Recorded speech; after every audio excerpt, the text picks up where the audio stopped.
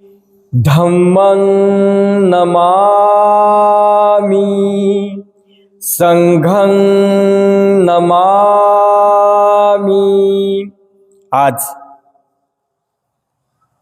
आदरणीय आमचे मित्र सुमेध दादा जाधव, सौ त्रिशला जाधव यांच्यातर्फे प्रसाद आहे। त्यांचं विशाखा महिला मंडळ तसेच सदमस्के बुद्ध विहारातर्फे खूप खूप या ठिकाणी हार्दिक स्वागत करतो आणि आपण छानशा अशा बुद्धवंदनेनं आजच्या या ग्रंथ वाचनाची सुरुवात करूया। सगळ्यांनी ताट बसायचं, अगदी हात समोर आणि एका स्वरात सगळ्यांनी बुद्धवंदना म्हणायची। अरहं सम्मा संबुद्धो भगवा बुद्धं भगवन्तं अभिवादेमि। स्वाख्यातो भगवता धम्मो धम्मं नमसामि। सुपटिपन्नो भगवतो सावक संघो संघं नमामि। नमो तस्स भगवतो अरहतो सम्मा संबुद्धस्स। नमो तस्स भगवतो अरहतो सम्मा संबुद्धस्स। नमो तस्स भगवतो अरहतो सम्मा। बुद्धं शरणं गच्छामि धम्मं शरणं गच्छामि संघं शरणं गच्छामि। द्वितीयंपि बुद्धं शरणं गच्छामि द्वितीयंपि धम्मं शरणं गच्छामि द्वितीयंपि संघं शरणं गच्छामि। तृतीयंपि बुद्धं शरणं गच्छामि तृतीयंपि धम्मं शरणं गच्छामि तृतीयंपि संघं शरणं गच्छामि। पानातिपाता वेरमणि सिक्खापदं अदिन्नदाना वेरमणि सिक्खापदं समाधियामि। कामेषु मिथ्याचारा वेरमणि सिक्खापदं समाधियामि। मुसावादा वेरमणि सिक्खापदं समाधियामि। सूरामेरयमज्जपमादठाना वेरमणि सिक्खापदं समाधियामि। बहुजनहिताय बहुजनसुखाय बहुजनहिताय बहुजनहिताय बहुजनसुखाय। साधु साधु। सकलविजं विदुरयानं देवरूप सुजीव। निमलचक्षु गभीरघोष गौरवर्णं सुखाय। अभयचित्तं निभयकामं सुरतधम्मं सुपेम। विरतरज्जं सुजननेतं भीमरावं सरामि भीमरावं सरामि भीमरावं सरामि। भीमस्तुति। दिव्य प्रभरत्न तू साधु वरदान तू आद्य कुलभूषण तू भीमराजा। सकल विद्यापती ज्ञान सता संगती शास्त्र शासनामती बुद्धी तेजा पंकजा नरवरा रक्त स्वजन भगवंत आमचा खरा भक्त काजा चौदार संगरील शस्त्र न धरिता करील कापलारी उरी रौद्र मुक्तिपथ कोणता जलमुती जाळिता उजाळिल्या आगतिका राष्ट्र घटनाकृती शोभते महामानव बोलती सार्थ शरण बुद्धासमी शरण धम्मासमी शरण संघासमी भीमराजा शरण संघासमी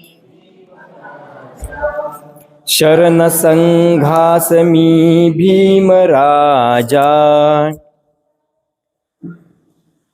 सदमस्के बुद्धविहार परिसरातील सर्व उपासक उपासिकांचं मी या ग्रंथ वाचनामध्ये मनपूर्वक स्वागत करतो. बोधिसत्व डॉक्टर बाबासाहेब आंबेडकर लिखित आपण सुंदर अशा या ग्रंथाचं वाचन करत आहोत आणि या वाचनासोबत इतर जे थोर महापुरुष आपल्याला घडवून गेलेले आहेत, ज्यांनी आपलं जीवन समृद्ध केलेलं आहे, त्यांची आपण या ग्रंथासोबतच माहिती घेत आहोत. त्यामध्ये बाबासाहेबांची अनेक उदाहरणं आहेत, अनेक गोष्टी आहेत आणि माता रमाईंची जी जीवनशैली आहे, डॉक्टर यशवंत मनोहर यांनी लिहिलेलं एक सुंदरसं असे रमाईचं पुस्तक आहे. आणि आपण रमाईंच्या जीवनावर काल बरीचशी माहिती पाहिली, रमाईचं बालपण पाहिलं, रमाईवर आलेले संकट, आलेले घाव, किती ज्याची आपण एवढं मोठं संकट होतं की आपण तुलनाच करू शकत नाही. आई वारली, वडील वारले आणि अगदी भाऊ शंकर, गौरी आणि रमा असे तिघही भावंडे जे आहेत अनाथ झाले, यांचं कोणीच नाही राहिलं. आणि मग त्या रमाईच सर्वस्व होऊन गेली त्यांची सगळ्यांची. आई आणि बाप रमाईवरच, आणि खूप लहान होती रमाई त्यावेळेस. इथपर्यंत आपण काल पाहिलं. आणि या माता रमाईचं एक 2 ओळीचं सुंदरसं गीत रमाईचं मी आपणासमोर सादर करतो आणि आजच्या या कार्यक्रमाला आपण सुरुवात करू. खूप सुंदर गीत आहे, तुम्ही ऐकलं असेल. धनी माझा मौल्यवान पिवळा सोन्याहून,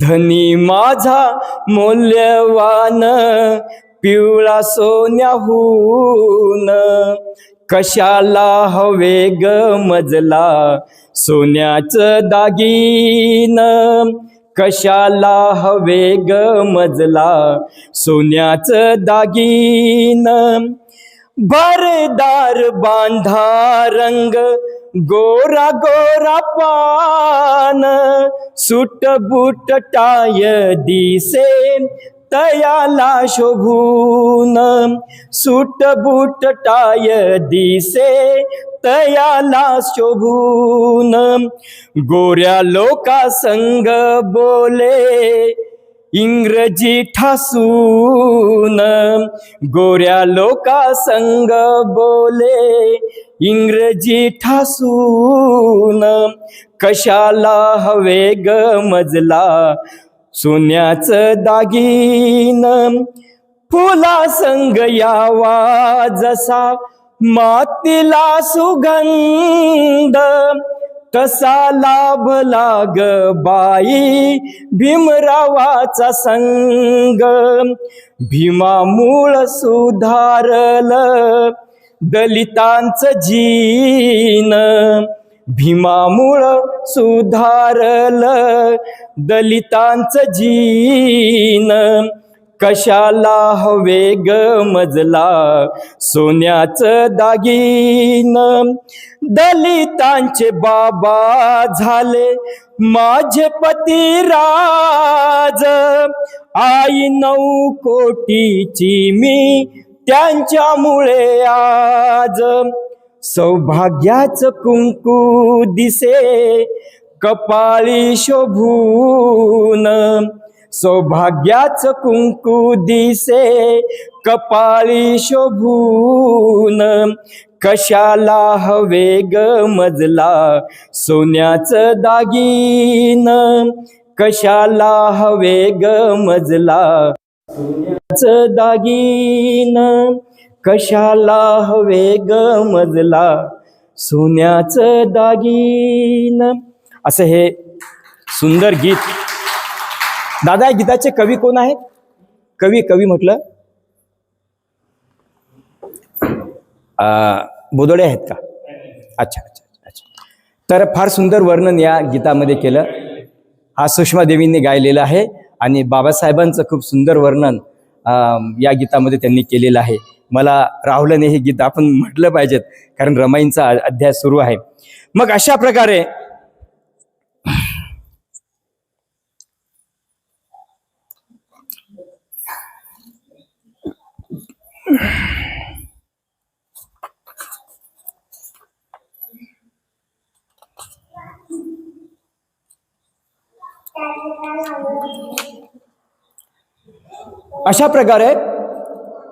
हे दोघ जण झोपले होते, आराम करत होते, परंतु तिन्ही लेकरं झोपलेले होते आणि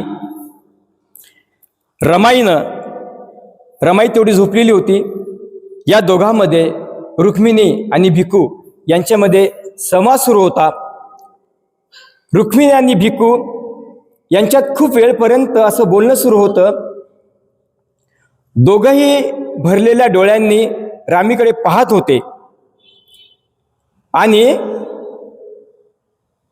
खरोखर आपली रमाई सुद्धा किती कष्ट करते, हाल अपेष्ट सहन करते आणि आपल्या या संसारामध्ये रमाईचा सुद्धा किती मोठा हातभार आहे, असे विचार या दोघांच्या मनामध्ये आले.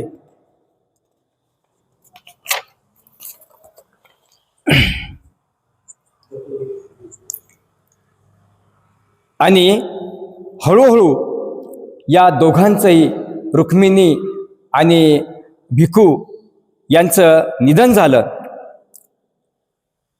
एखादी वेळ करपावी तशी रुक्मिणी करपून जायला लागली. याचे आपण पुढे आलेलो आहोत.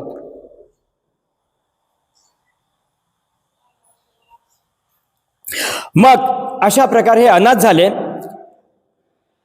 मुंबईला भिकूचा भाऊ राहत होता. तो भिकूच्या मृत्यूचं कळताच धावत पळत करीत आला. रुक्मिणीचा भाऊ मुंबईला राहत होता. या भावाचं नाव गोविंदपूरकर. तो 16व्या वर्षीच हवालदार झाला होता आणि तो निघून गेला होता. बहिणीच्या यजमानाच्या मृत्यूची बातमी कळताच ते तिथे आले. भिकूचा भाऊ, रुक्मिणीचा भाऊ हे दोघंही मुंबईला भायखळ्याच्या मार्केटमध्ये राहत असत. भिकूच्या मृत्यूची वार्ता ऐकून ते आले. त्यांना दुःख झालंच, पण दुःख करण्यास वेळ गमवण्याची परिस्थिती त्यांची नव्हती. परिस्थिती गंभीर होती. ते दोघेही भिकू आणि रुक्मिणीच्या मुलांसाठी विचार करायला लागले. बघा, आपण कालपर्यंत पाहिलं होतं, बालपण अतिशय खडतर गेलं. त्यानंतर रमाईचे वडील हे सुद्धा अतिशय कष्टाचं काम करायचे आणि त्या खाडीवरून माशांचे टोपले भरून ते वाहायचे. आणि रुक्मिणी सुद्धा, रुक्मिणी म्हणजे कोण? रमाईची आई.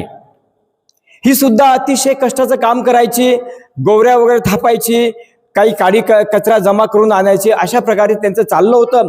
आणि त्यातच भिकूचा आजार बळावला.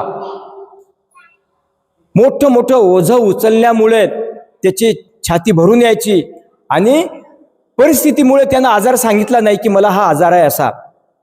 परंतु त्याचा आजार कधीचा सुरू झाला होता आणि एक दिवस मात्र तो सोडून गेला. सोडून गेल्यानंतर रमाईची आई रुक्मिणी ही सुद्धा यांचं सुद्धा निधन झालं. आता तर मात्र तिन्ही भावंड अनाथ झाले होते. तिन्ही भावंड म्हणजे गौरी, शंकर आणि रमा. त्यांच्या एका मुलीचं लग्न झालेलं होतं आणि ती सुखात नांदत होती. परंतु रुक्मिणीचा भाऊ आणि धोत्रे म्हणजे रमाईचा मामा आणि काका हे दोघंही मुंबईला राहत होते. आणि जेव्हा यांचं निधन झालं त्यावेळेस मात्र ते परत आले. बोला पुत्रे, आता काय मार्ग काढायचा? गोविंदपूरकर मामांनी विचारलं. धोत्रे काकांनी आधीच काय काय करायचं ते ठरवून घेतलं होतं. ते खाली मान घालून बसले होते. डावा हात डोक्यातील केसातून सावकाश फिरत होते. शांतपणे निर्धाराने ते म्हणाले, धोत्रे काका आणि मामा असे दोघ जण आता रमाईचा आधार झाले होते. ते दोघे जण मुंबईहून आले होते कारण रमाईला कुणीच नव्हता. मग रुक्मिणीचा भाऊ आणि रमाईचा काका असे दोघ जण तिथे आले. त्यांनी विचारलं काय करायचं? मुलांना आपण मुंबईला घेऊन जाऊ. त्यांच्यासाठी आता काय वनन गावात काही उरलं नाही आणि भिंती उरल्या नाहीत. आता यांनाही आपलीच मुलं आपण समजूया.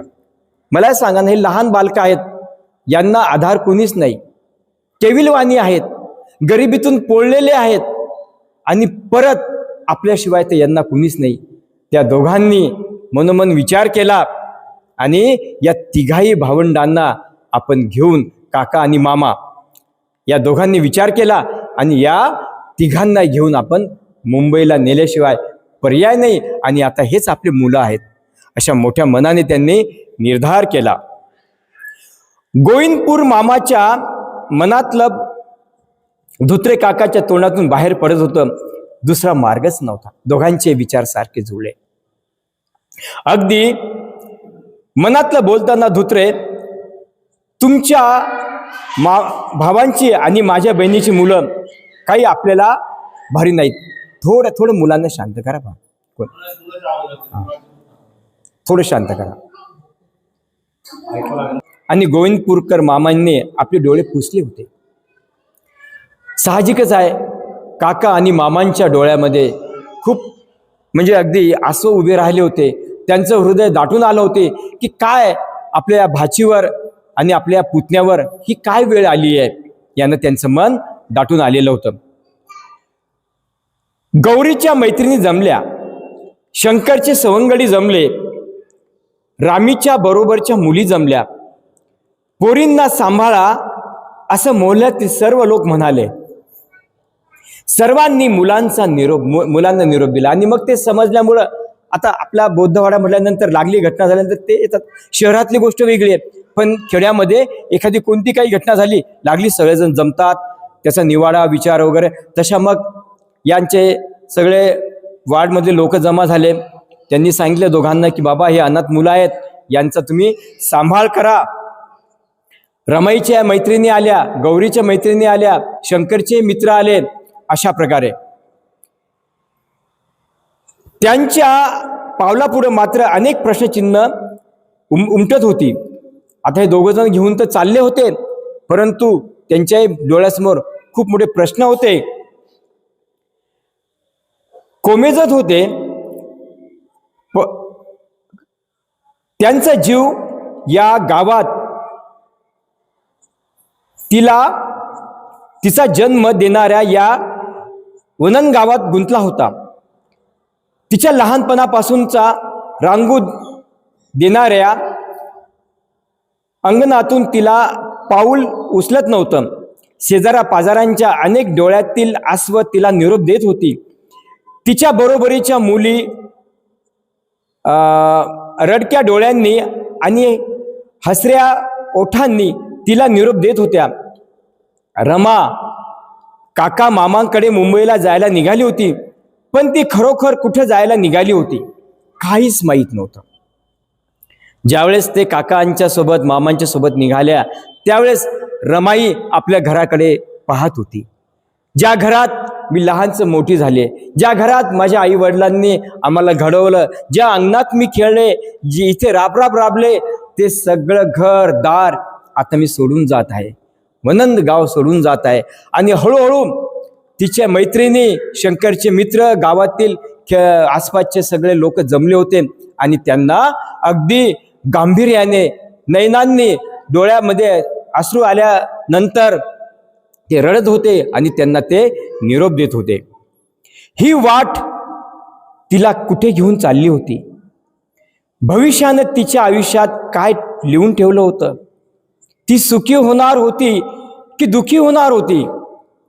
ती प्रश्नांपुढे हरणार होती की जिंकणार होती? तिच्या पावलापुढं अंधार अधिक गडद होता की प्रकाश होता? काहीच माहीत नव्हतं. रमाई निघाली होती काकासोबत, रमाई निघाली होती मामासोबत मुंबईमध्ये. पण तिचं पुढे काय होईल, कशा प्रकारे दिवस जातील? अरे आपल्याला माहिती आहे, आई वडिलाशिवाय कुणीच नाहीये. लहान मुलांचं जे संगोपन किंवा जे काही बालपण असतंय आई वडिलांच्या शिवाय जात नाही. आणि म्हणून यशवंत मनोहरांनी लिहिलंय की लहानपणी बालपणी कुणाचेच आई वडील वारू नयेत, मरू नयेत. आणि तेच दुःख रमाईवर आलेलं होतं. मग पुढे काय लिहून ठेवलेलं आहे, कसं आहे, हे मात्र काही माहीत नव्हतं. आणि रमाई आपलं घर हळूहळू हळू सोडून आपल्या भावंडासोबत, आपल्या मामासोबत आणि काकासोबत चालली होती. तो पार मरून जाणार होता. तिच्या आयुष्यात काही जगावेगळं घडणार होतं काय? रमाला मुंबईला कोण बोलावत होतं? तिच्या आयुष्यात काही घडणार होतं काय? काय घडणार कुणास ठाऊक? तिच्या आयुष्यात जे जगावेगळं घडणार होतं त्याची यावेळी कोणाला कल्पना पण करता येणं शक्य नव्हतं. काय लिहून ठेवलेलं असेल हे कुणी सांगू शकत नव्हतं. जड अंतकरणाने ती जात होती, पण भविष्य मात्र रमाईचं काय होतं हे कुणालाही माहीत नव्हतं. पुढं सारा अंधार होता. मागं घडलं ते निश्चित आणि दुःखदायक होतं. पुढचं सर्वच अनिश्चित होतं. पण ती निघाली होती, रमा अंधारात निघाली होती. काळाची बंद मूठ उघडायला एक यातनांनी शक्ती निघाली होती. रमा निघाली होती. तिची पावलं तिला घेऊन चालली होती. कुठे घेऊन चालली होती, कुठे कोणत्या शिखरावर घेऊन जाणार होती हे मात्र सर्व गुपित होतं. आणि पुढचं यातलं प्रकरण आहे. डॉक्टर यशवंत मनोहरांची ही गोष्ट, हे पुस्तक तुम्ही अवश्य घरी असलंच पाहिजे. इतकं सुंदर आहे, असलंच पाहिजे. जसं आपल्याजवळ मोबाईल आहे तसे पुस्तकं असायलाच पाहिजेत. नव्या वळणावर यातला पुढचा भाग आहे. काका आणि मामा यांच्यासोबत रमा मुंबईला आली आणि प्रवास करून मुंबईला आली. सोबत गौरा होती, शंकर होता. रमाचे काका आणि मामा दोघेही भायखळ्यांच्या मार्केट जवळील चाळीत राहत होत असत. भायखळची जी चाळ होती, आपण बाबासाहेबांच्या मालिकेमध्ये ते पाहिलेली ती चाळ, तिथे राहत होते. लाकडांच्या वखारीत लाकडं फोडण्याचे काम करीत असत काका जे होते. तर मामा एका सोसायटीमध्ये कामाला होता. जे काका होते ते काका लाकडं फोडायचे काम करायचे आणि जे मामा होते ते मामा सोसायटीमध्ये काम करायचे. भायखळ्याच्या या चाळीत रमा राहत होती. या पोरक्या पोरांना सर्वांनी माया दिली. चुलता चुलती, मामा मामी आणि त्यांची मुलं या सर्वांनीच रमाला आणि तिच्या भावंडांना फरक मानले नाही. जेवढे काही नातेवाईक होते, काका काकू, मामा मामी वगैरे, या सगळ्यांनी तिला आपलंच मानलं, कारण तशी परिस्थितीच निर्माण झाली होती. रमा वाढत होती, तिची अंतर्भूकही वाढत होती. ती सर्वांनाच गोड वाटे, सर्वांना तिच्याबद्दल विशेष आपुलकी वाटे. याला कारण तिचा स्वभाव. रमा अतिशय प्रेमळ होती, अतिशय मायाळू होती आणि हे जाणून होतं की आपल्यावर केवढं मोठं संकट कोसळलेले आहे. आपल्यावर आपल्या बहिणीची, आपल्या भावाची जबाबदारी आहे. आपण पोरके आहोत हे सगळं ती जाणून होती. हे सगळं गिळंकृत करून तिने आपला जीवन प्रवास पुढे सुरू ठेवला होता. भरलेल्या तळव्यासारखं तिचं मन मायेनं भरलेलं असे. रमा काका मामांच्या घरातील मायेत वाढत होती. ती 8-9 वर्षाची झाली. सर्वजण प्रेम देत होते आणि रमा सुद्धा प्रेमळच होते. आई बाबांची आठवण तर नेहमीच येई, पण एखाद्या दिवशी तिचं मन खूपच सैरभैर होई. तिला वाटे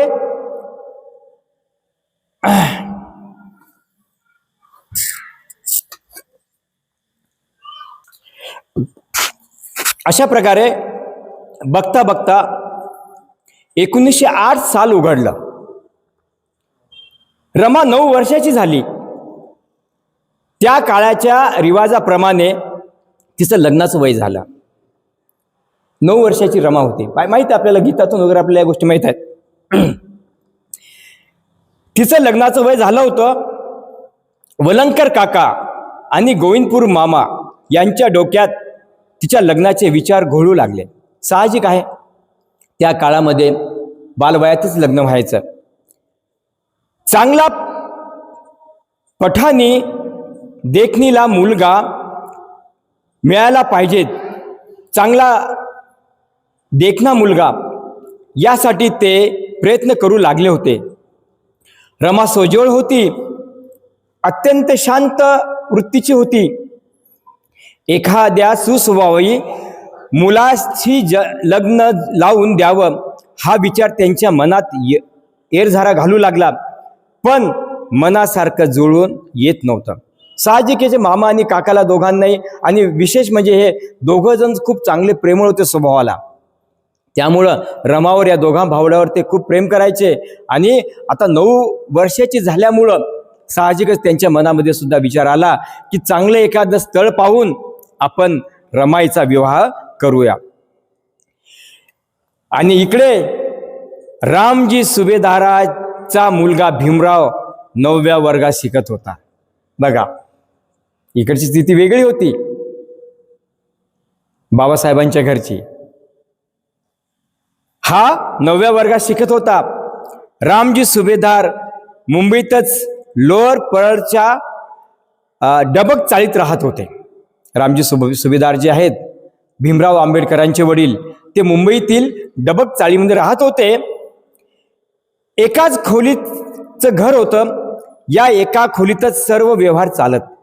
आता रमाईंच्या बद्दल आपल्याला माहिती झाली, आणि इकडे हळूहळू लेखकांनी हळूच आपली लेखणी बाबासाहेबांच्याकडे सुद्धा वळवली.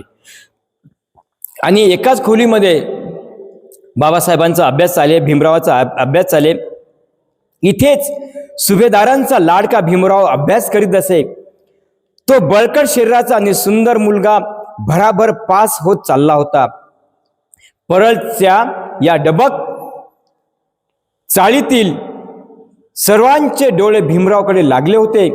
या मुलाच्या लहानपणापासूनच सुभेदारांचा या मुलावर विशेषच लोभ होता. काय कोणास ठाऊक, पण या मुलात काही वेगळं पाणी आहे असं त्यांना वाटे. आणि मग रामजी सुभेदार भीमरावाची खूप काळजी घ्यायचे. अभ्यासासाठी त्याला सर्व प्रकारची पुस्तकं पुरवायची. प्रसंगी ते आपल्या बहिणीचे सोनं नाणं गहाण ठेवायचे आणि पैसे घेऊन ते पुस्तकं आणायचे. आणि पगार झाल्यानंतर परत ते दागिने आहेत ते सोडून परत ते बहिणीला द्यायचे. अशा प्रकारचं त्यांचं ते चाललं होतं. परंतु भीमरावची जी अभ्यासाची भूक होती, पुस्तकाची भूक होती, त्यामध्ये थोडाही खंड सुभेदारांनी पडू दिला नाही. तर अशा प्रकारची काळजी सुभेदार ते घेत होते. चालताना तो जमिनीत पाय रोवून चालल्यासारखा वाटे. आणि सुभेदारांना वाटलं होतं की नाही, हा जो माझा मुलगा आहे, हे जे माझं 14वं रत्न आहे, हे खरोखर रत्न आहे. याचे गुण जे आहेत, याचा जो स्वभाव आहे, याची जी अंगकाठी आहे ती फार वेगळीच आहे. कशी आहे वेगळीच आहे, अशा प्रकारचा विचार सुभेदारांच्या मनामध्ये यायचा. तो चालताना ताठ चालायचा, जमिनीमध्ये पाय रोवून चालायचा. त्याची छाती बळकट होती. तो बलदंड भाऊंचा देखणा मुलगा होता. पण यात विशेष काही नव्हतं. तो 5 वर्षाचा असताना त्याची आई सुद्धा वारली होती. जसं रमाईवर दुःखाचा डोंगर कोसळला होता, तसाच भीमरावावर सुद्धा त्याची आई सुद्धा फक्त 5 वर्षाची असतानाच आई वारली होती. आणि आपण सिद्धार्थ गौतम बुद्ध यांचं ग्रंथ वाचत असताना सिद्धार्थाची आई सुद्धा चं निधन सुद्धा फारच लवकर झालेलं होतं. बघा ह्या सगळ्या घटना कशा आहेत. रमाईचे आई वडील, सिद्धार्थाची आई, भीमरावाची आई, ह्या घटना कशा वेगळ्या आहेत. यामुळे सुभेदाराची मोठी बहीण मीराबाई यांच्यावर विशेष माया करीत असे. त्यांच्या रूपाचं, त्यांच्या चालण्या बोलण्याचं तिला खूप कौतुक वाटे. आपला भाचा तिला वाघ वाटे. भावाजवळ ती मोठ्या कौतुकाने सांगे, अरे माझा भाचा म्हणजे एक वाघच आहे, कसा राजपिंड्यासारखा दिसतो, कसा गोरा पान आहे, कसा चालतो. हे खूप मीरा आत्या मोठ्या आनंदाने आपल्या भावाजवळ सांगायची. साऱ्या मुलामध्ये माझा भाचा राजाच दिसतो. आणि ताई, माझ्या डोळ्यात तेच तरी कसं पहा, त्याच्या डोळ्यामध्ये तेच कसं पहा. दादा होऊ दे त्याच्या मनासारखं. तो अभ्यास तरी किती करतो, पाहावं तेव्हा वाचत राहतो. असं देहभान विसरून वाचत राहणारा मुलगा मी तर पहिलाच पाहिला आहे. आणि याच्यासारखा जो आहे तो आतापर्यंत मी पाहिलेला नाही. आता हा वृत्तांत पुढे छानपैकी मीरा आत्या आहेत, सुभेदार रामजी आहेत, भीमराव आहे, यांचे खूप पुढे सुंदर संवाद आहेत. आणि हळूहळू रमाईच्या घरचा सुद्धा तिथे या दोन्ही काका आणि मामा कशा प्रकारे स्थळ शोधतात रमाईसाठी, आणि सुभेदार सुद्धा कशा प्रकारे स्थळ शोधायला जातात. सुरुवातीला एक मुलगी पाहतात, ती ठरवतात, पण नंतर पुन्हा त्यांच्या मनामध्ये विचार येतो. सुंदर सुंदर वर्णन केलेलं आहे. यानंतर बाबासाहेबांनी रमाईला लिहिलेले पत्र सुद्धा आहेत यामध्ये. आणि खूप सुंदर विलायतीतून जे बाबासाहेब रमाईला बोलतात ते अगदी वाचण्यासारखं आहे. हे आपण पुढे पुढे जाऊत. तर असा हा रमाईचा हा जो विषय आहे हा इथे आपण थांबूत आणि एक आपल्या जो ग्रंथ आहे त्या ग्रंथाकडे वळूत. एका गावामध्ये एक आपण परत ग्रंथाकडे वळू. तर अशा प्रकारे सिद्धार्थ जे आहेत हे छन्नाला घेऊन आणि जो कंथक घोडा आहे त्या कंथक घोड्याला घेऊन चालले होते. छन्नाची इच्छा होती ती ओमाना नदी जी आहे त्या नदीपर्यंत मी तुम्हाला सोडेल आणि नंतर मग मी मात्र जाईल. तोपर्यंत सुद्धा छन्नानं सिद्धार्थ गौतम बुद्धाचं मन वळवण्याचा प्रयत्न केला. खूप काही समजून सांगण्याचा प्रयत्न केला. आपला मालक अशा रीतीने अरण्यात गेला, यामुळे दुःखी कष्टी झालेला छन्न मार्गात आपल्या दुःखांचा भार कमी करण्याचा प्रयत्न करीत होता. शेवटपर्यंत सिद्धार्थाने आपला जो निर्णय आहे तो निर्णय बदलला नाही आणि सिद्धार्थ हे अरण्यामध्ये निघून गेले. त्याचे अंतःकरण इतके जड झाले होते की त्या रस्त्याने कंटकासह तो एका रात्रीत कूच करीत असे. त्याच रस्त्याने आपला स्वामी आपल्याबरोबर नाही याचा विचार करीत प्रवास संपविण्याला त्याला 8 दिवस लागले. परत येताना त्याला हे आठवायचं की याच रस्त्यानं आपण आपल्या स्वामीला, आपल्या राजपुत्राला आपण सोडलं होतं आणि आता परत येताना कसं आहे, राजपुत्र आपल्यासोबत नाहीये, आपला स्वामी आपल्यासोबत नाही. त्याला जवळपास 8 दिवस लागले परत यायला. कंथक थोडा जरी मोठ्या शूरांच्या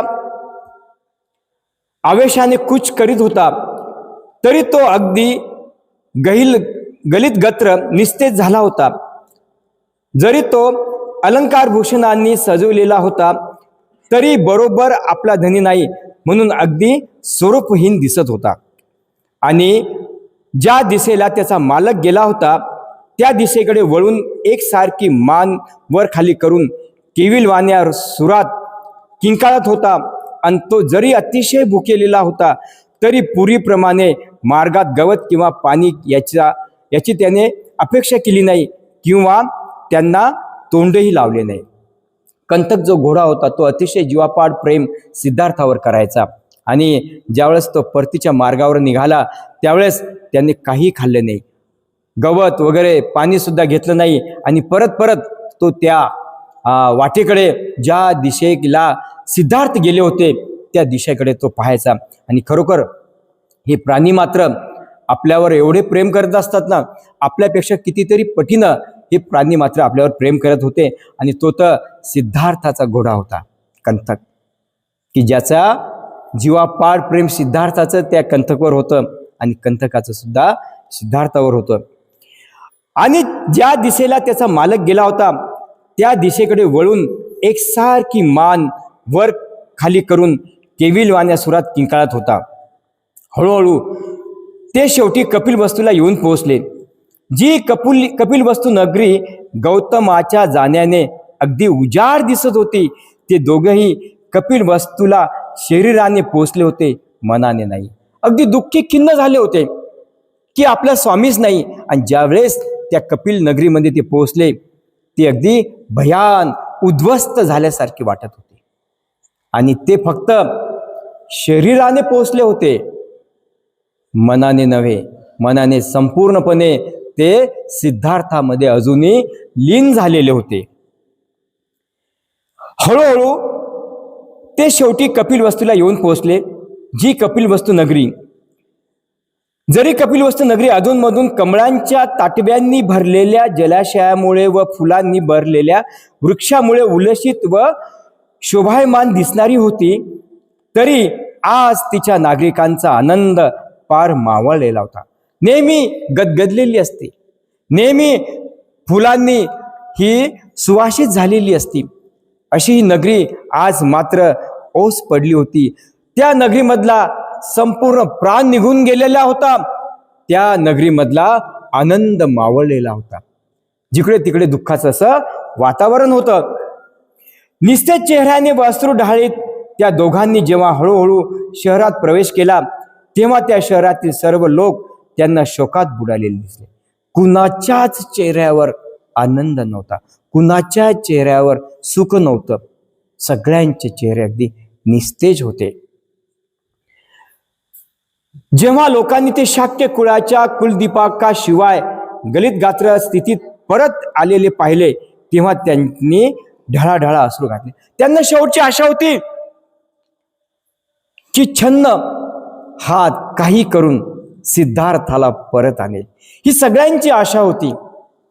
ज्यावेळेस छन्न आणि कंथक परत येईल त्यावेळेस सिद्धार्थ मात्र सोबत असेल, ही त्या सगळ्यांची आशा होती. आणि त्या आशेमध्ये ते बुडालेले होते. परंतु ज्यावेळेस कंथक घोडा हे सर्व परत दोघच जण परत आले, त्या दोघांना पाहून मात्र सर्व अतिशय दुःखी आणि कष्टी होऊन ढळाढळा रडू लागले. कुठे आहे आमचा राजपुत्र? कुठे आहे या राजकुळाचा राज्याचा कुलदीप? असे म्हणून अश्रू ढाळीत लोक रागाने छन्नाच्या मागोमाग रस्त्याने धावू लागले. गौतमाशिवाय ही नगरी म्हणजे अरण्य आहे. ज्या अरण्यात गौतम राहत आहे ती नगरी आहे. गौतमाशिवाय या शहराचे आम्हाला काही सुद्धा आकर्षण वाटत नाही. इतक्यात राजपुत्र आला असा हर्षोद्गार काढीत नगर युवती रस्त्याच्या बाजूने खिडकीतून गर्दी करून पाहू लागल्या. परंतु जेव्हा त्यांनी घोड्यांची पाठ रिकामी पाहिली तेव्हा खिडक्या बंद करून त्या आक्रोशाने रडू लागल्या. त्यांना त्या घोड्याच्या टापांचा आवाज आला. आवाज आल्यावर त्यांना नेहमीप्रमाणे वाटलं, अरे आपला राजा आलाय, आपला स्वामी आलाय. म्हणून त्या मोठ्या आनंदाने खिडकीतून त्या वाटेकडे पाहायला लागल्या. परंतु ज्यावेळेस त्यांना घोडा आणि छंद दिसला त्यावेळेस मात्र ते खूप नाराज झाले. पुढचा भाग आहे शोकाकुल कुटुंब. शुद्धोधनाचे कुटुंबीय छत्र परत येण्याची आतुरतेने वाट पाहत होते. ज्यांना आशा होती की सिद्धार्थाला घरी परत येण्यास भाग पाडतील. राजाच्या अश्वशाळात शिरताच कंतघोडा आपले दुःख राजमहालातील लोकांना कळविण्यासाठी मोठ्याने किंकाळला. राजाच्या अंतःपुराच्या जवळपास असले लोक आपल्या मनाशीच म्हणाले, ज्या अर्थी घोडा कंठ किंकाळत आहे त्या अर्थी राजपुत्र निश्चितच परत आला नसावा. आणि दुःखाने मूर्छित झालेल्या स्त्रिया हर्षोत बेहोश होऊन डोळे विस्फारित राजपुत्राला पाहण्याच्या आशेने राजप्रसादाच्या बाहेर आल्या. परंतु त्यांची मोठी निराशा झाली. राजपुत्राशिवाय केवळ कंटक घोडाच त्यांना दिसला. गौतमी तर मनावरचा ताबा सुटून मोठमोठ्याने रडू लागली. मूर्छित झाली. रडत असतानाच ती ओरडली, जो आजाद बाहू आहे, ज्याची चाल सिंहाच्या चालीसारखी आहे, बैलाच्या डोळ्यासारखे ज्याचे टपोरे डोळे, ज्याची अंगखाटी सोन्यासारखी पिवळी धमक, ज्याची छाती रुंद व आवाज नगारा घुमावा तसा घनगंभीर आहे, अशा वीर पुरुषाने वनातील आश्रमात राहावे काय? त्याच्या आईने प्रश्न केला. असा राजपिंडा जो आहे त्याला काही कोणतीच कमी नव्हती. त्याने वनात जावं का? अशा प्रकारे ती आक्रोंद करायला लागली. आज सर्व गुणसंपन्न वीर पुरुष आपणापासून निघून गेल्यामुळे ही पृथ्वी त्या थोर कार्य करणाऱ्या अद्वितीय पुरुषाच्या बाबतीत राहण्यास खरोखर अयोग्यच अशी झाली होती. ज्यांची बोटे सुंदर स्नायूंनी जोडलेली आहेत, ज्यांची घोटे स्नायूखाली लपलेली आहेत, नीलकमळासारखी दिसणाऱ्या या माथ्यावर चक्रचिन्ह धारण करणाऱ्या अशा त्याच्या त्या सुकोमोल दोन पायांनी तो त्या जंगली काट्याकुट्याच्या प्रदेशात कसा बरे चालू शकेल? असे संपूर्ण प्रश्न या सगळ्यांच्या समोर आले. आणि सगळे सिद्धार्थाच्या आठवणीने सगळी नगरीच ही धाय मोकळून रडू लागली. गौतमी सुद्धा त्यांचं वर्णन करून, माझा पुत्र असा होता, अशा प्रकारचा चालायचा, असा दिसायचा, हे वर्णन करून ती सुद्धा धाय मोकळून रडायला लागली. तर अशा प्रकारे जे आहे हे संपूर्ण दुःख या नगरीमध्ये पसरलं, या महालामध्ये पसरलं. जे राजवैभव होतं ते संपूर्ण लयास गेलं आणि त्या ठिकाणी केवळ दुःख आणि दुःख त्या कुटुंबावर आलं. तर अशा प्रकारचा परिव्रज्या घेतल्यानंतर सिद्धार्थ गौतम बुद्ध हे आपलं वैभव सोडून गेल्यानंतर या नगरीमध्ये अशा प्रकारचं सर्व बदल झाला. शोकाकुलमध्ये संपूर्ण नगरी सगळे जण बुडाले आणि तिथे अशा प्रकारचा काळोख पसरला. पुढे पुढचा जो प्रवास आहे सिद्धार्थांचा तो आपण आता पुढच्या प्रकरणामध्ये पाहणार आहोत. या ठिकाणी आपण आलात विशाखा महिला मंडळाच्या तर्फे मी आपणा सर्वांचं खूप खूप हार्दिक स्वागत करतो व पौर्णिमेच्या चंद्राप्रमाणे आपल्या सर्वांच्या जीवनामध्ये मंगल हो, सर्वांना आनंद मिळो. आणि ही जी मंगलमैत्री आहे बघा ना, तथागतांच्या विचारांनी आपल्याला इथे आणलेलं आहे. मी जर तुम्हाला सगळ्यांना म्हटलं माझ्या घरी या, छानपैकी मी मस्त जेवण वगैरे काय असेल, वेळ नाही आम्हाला आमचे काम आहेत, आमच्याही घरी जेवण आहे ना. परंतु बघा ना हे विचार तथागताचे काय, मी सांगतो काय, फक्त विचारच सांगतो. मला भेटते काय, फक्त विचारच. तुम्हाला काय मिळतंय? सत्य मिळतंय. म्हणून तथागत म्हणजे सत्य. तथागत म्हणजे सूर्यप्रकाश, तथागत म्हणजे कारुण्य आणि तथागत म्हणजे मंगल मैत्री. हे जे आपण एकत्र आलो आहोत, हे जे आपण या ठिकाणी राजसर एकत्र आलो आहोत, ही तथागताची ताकद आहे. तर मी पुनश्च आपणा सर्वांना खूप खूप हार्दिक शुभेच्छा तुम्हाला. आणि असंच आपल्याला खूप सुंदर पुढे जायचं आहे. आज आमचे युवा समितीचे पदाधिकारी आदरणीय सुमित दादांनी आणि त्रिशला ताईंनी या ठिकाणी प्रसाद दिलेला आहे. त्यांचं मी आपल्या सर्वांच्या तर्फे हार्दिक स्वागत करतो. आणि बाबा या ना समोर, या ना आपण.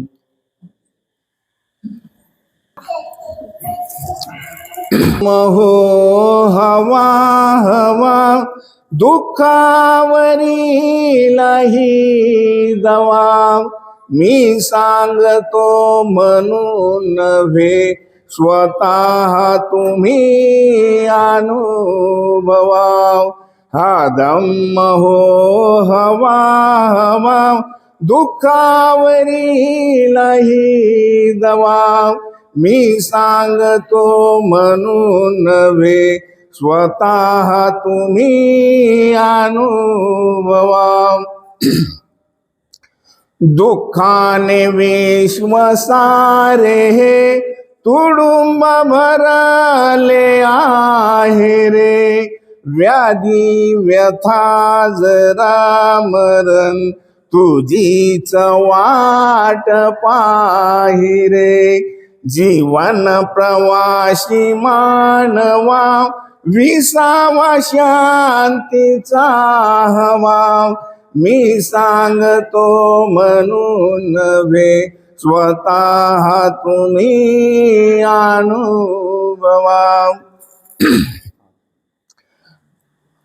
मोहामुळे तृष्णेमुळे दुःखाची होई निर्मिती, अनेक दुःख वेदना कुकर्माची ही परिणिती. पुसावे सारे आसवा ठेवावे दूर वैरवा, मी सांगतो म्हणून नव्हे स्वतः तुम्ही अनुभवाव. हा धम्म शिकवितो नीती मैत्री भावना प्रीती, सतधम्माची प्रचिती मिळेल तयाने सुगती.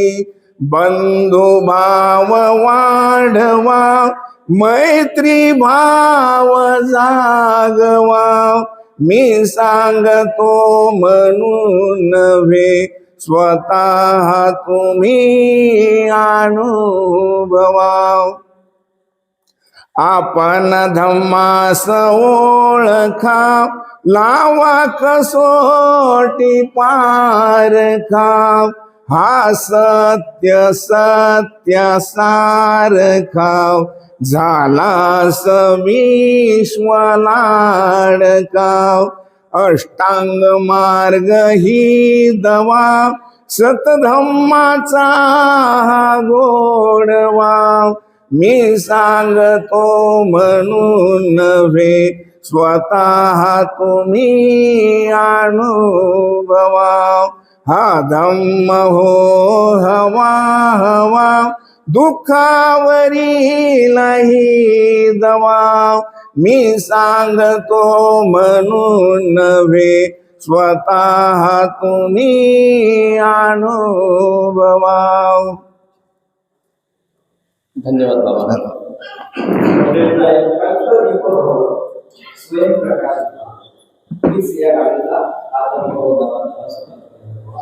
आणि आता आपण प्रसाद करायला सुरुवात करूया. आणि आपण प्रसाद पाहतो सोबत जाता जाता प्रसाद घ्याव मैत्री भावनेचा,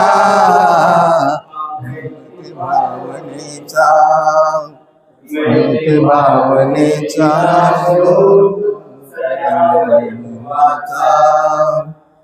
मैत्री भावनेचा प्रेमाचा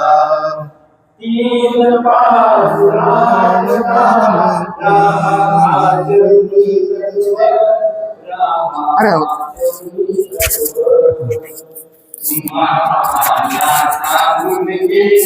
पहा बोधिसत्व तुम्हा आम्हाला सांगून गेले, पहा बोधिसत्व. बोधिसत्वाच्या बुद्धिबलाने आलं वैभव, आलं वैभव.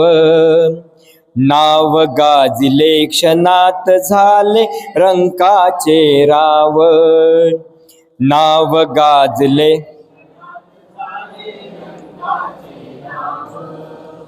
प्रज्ञाशील करुणाता मैत्रीचा गुण, मैत्रीचा गुण. प्रसाद घेऊन रत्नाता सोड अभिमान, प्रसाद घेऊन रत्नाता सोड अभिमान.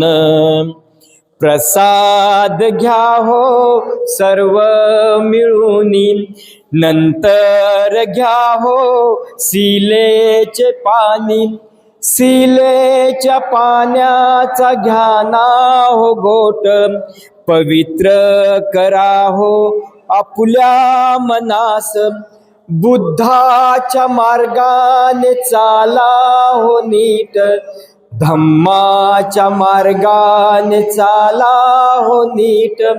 संघाच्या मार्गाने चाला हो नीट, भीमाच्या मार्गाने चाला हो नीट. बुद्ध भगवान की जय, भीम भगवान की जय.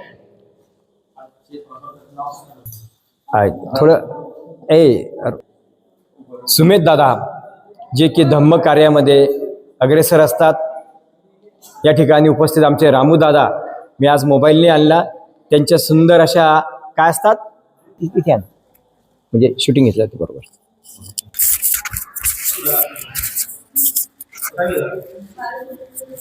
हॅलो. चा संदेश देणारे महाकारुणिक तथागत गौतम बुद्ध, परमपूज्य बोधिसत्व महामानव डॉक्टर बाबासाहेब आंबेडकर, तसेच जगातील सर्व संत महापुरुष आणि सर्व विचारक यांना त्रिवार वंदन करतो. या ठिकाणी विशाखा महिला मंडळाने हा जो वर्षवासाचा निमित्त बुद्ध आणि त्यांचा धम्म या ग्रंथाचं वाचन सुरू आहे. खूप सुंदररित्या या ठिकाणी आमचे गुरुवर्य आदरणीय भंडारे सर या ठिकाणी या आपल्या धम्माचं आपल्याला सविस्तर, विस्तृत आणि विश्लेषणात्मक आणि सुंदररित्या या ठिकाणी विवेचन करीत आहेत. मी खरंच त्यांचं खूप ऋणी आहे आणि महिला मंडळाचं सुद्धा ऋणी आहे. या ठिकाणी आपण मला आज ही संधी दिली. मला या ठिकाणी छोटासा एक दान म्हणून आपल्या याच्यात परिमित आहे बुद्ध धर्मात ही एक निभवण्याची. खरं पाहता तर हा जो प्रसाद आहे ही आपल्या धम्मापुढं काहीच नाही. म्हणजे एक मुंगी जशी आहे, एक काय म्हणजे न दिसणारं सारखं एवढं हे कार्य आहे. परंतु या कार्याचं मला या ठिकाणी संधी दिली त्याबद्दल मी आपले खूप खूप ऋणी आहे, आभार व्यक्त या ठिकाणी करतो. आमचे आदरणीय भंडारे सर आणि विशाखा महिला मंडळ या ठिकाणी या आजच्या या वर्षवासानिमित्त ग्रंथ पठणाच्या माध्यमातून आपल्या या बुद्ध धम्माचं या ठिकाणी प्रसार आणि प्रचार करीत आहेत. त्यामुळं कुठंतरी समाजाप्रती त्यांचा आभार व्यक्त करणं मी एक कर्तव्य समजतो. मी तसेच या ठिकाणी आमचे मित्र गुरुवर्य आदरणीय राहुल पवार सर हे सुद्धा वेळोवेळी आपल्या यूट्यूब चॅनलच्या माध्यमातून, त्यांच्या गीताच्या माध्यमातून हा धम्मप्रचार करीत असतात. तसं आमचे युवा संवर्धन समितीसुद्धा नेहमी अग्रेसर असतात. आमचे मोठे बंधू रामदास जाधव आहेत, अरुण दादा आहेत, सचिन साळवे सर आहेत, प्रवीण डोंगरदेवे सर आहेत, राज बोर्डे सर आहेत, मुकेश दादा आहेत आणि सर्व मंडळी हे जे काय आहेत ते नेहमी त्यांचं धडपड असते की कुठंतरी आपलं बुद्धाचं कार्य, समाजाप्रती त्यांचं कार्य हे पुढं गेलं पाहिजे. खरंच त्यांचा मी ऋण व्यक्त करतो. आणि आमच्या युवा संवर्धन समितीच्या माध्यमातून मी भंडारे सरांना विनंती करतो की त्यांनी समोर यावं. मी या समितीच्या वतीने मी तुमचं स्वागत करू इच्छितो. प्लीज यांना सुद्धा मी विनंती करतो की त्यांनी समोर यावं. या या या सर, ताई तुम्ही पण या या या या या सर, प्लीज प्लीज या ताई.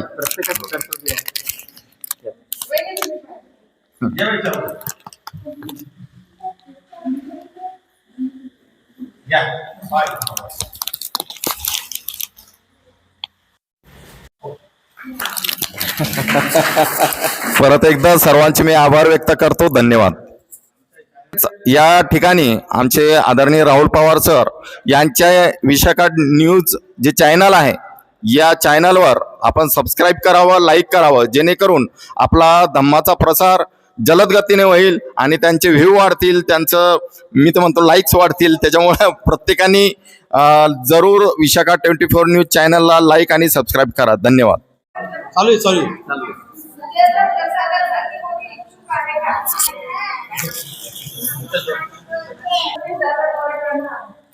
त्यांचं हार्दिक अभिनंदन, टाळ्या वाजवून स्वागत करा.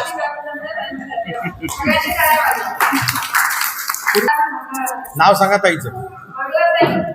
हा आहे का मामी? हा माईक व्यवस्थित लावा.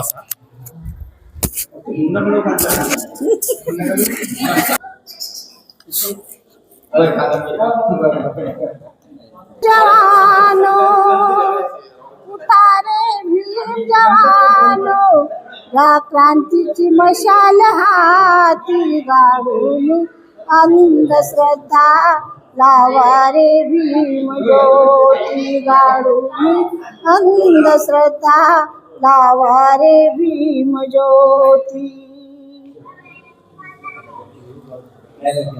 केला कुणी अन्याय तरी चाड तुला रे नाया, केला कुणी अन्याय तरी चाड तुला रे नाया. डोळे मिटून मांजर झाला तरी मिळे ना तुला रे न्याय, डोळे मिटून मांजर झाला तरी मिळे ना तुला रे न्याय.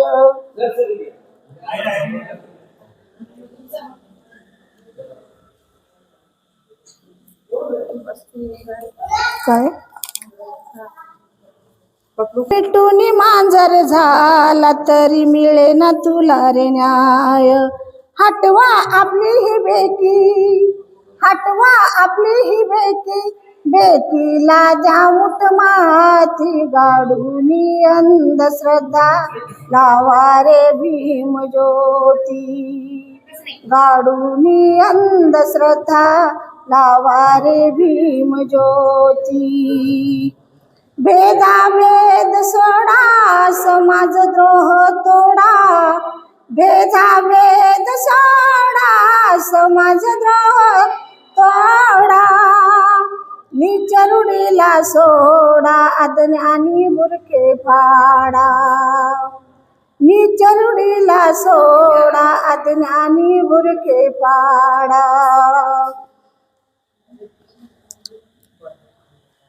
समाज हितासाठी, समाज हितासाठी उभे राहा ठोकून छाती गाडून अंधश्रद्धा लावा रे भीम ज्योती गाडून अंधश्रद्धा लावा रे भीम ज्योती.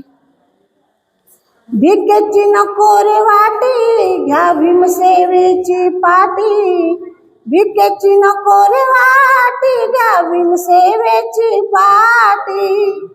लढा तुम्ही एकीने त्या नामांतराच्या साठी, लढा तुम्ही एकीने त्या नामांतराच्या साठी. न्याय हक्कासाठी रे बना, न्याय हक्कासाठी रे बना, तुम्ही तलवारीच्या पाठी गाडून अंधश्रद्धा लावा रे भीम ज्योती गाडून अंधश्रद्धा लावा रे भीम ज्योती.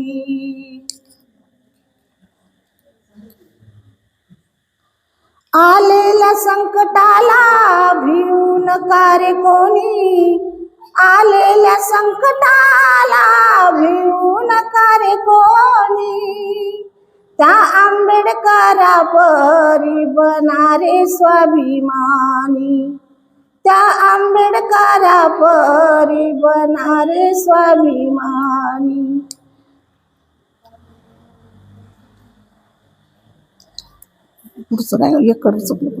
सुधा हाती गाडून अंधश्रद्धा लावा रे भीम ज्योती, गाडून अंधश्रद्धा लावा रे भीम ज्योती.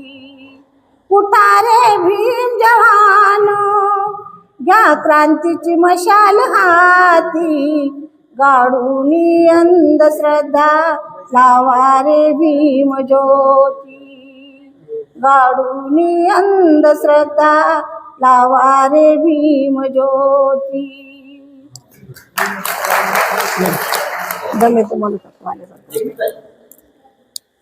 धन्यवाद. खूप छान गाणं म्हटलं. या ठिकाणी एक सूचना आलेली आहे मला सरांकडून. या ठिकाणी आमचे या ठिकाणी आदरणीय मित्र सिद्धार्थ धनंजय यांना सुद्धा विनंती करतो त्यांनी समोर यावं. आमचे मित्र श्रीराम नागरिक संस्थेचे शाखाधिकारी आहेत, त्यांचं स्वागत करण्याची या ठिकाणी सूचना आलेली आहे. त्यांना विनंती करतो त्यांनी समोर यावं. सिद्धार्थ धनंजय यांचं स्वागत आदरणीय अनिल खळवे सर करते.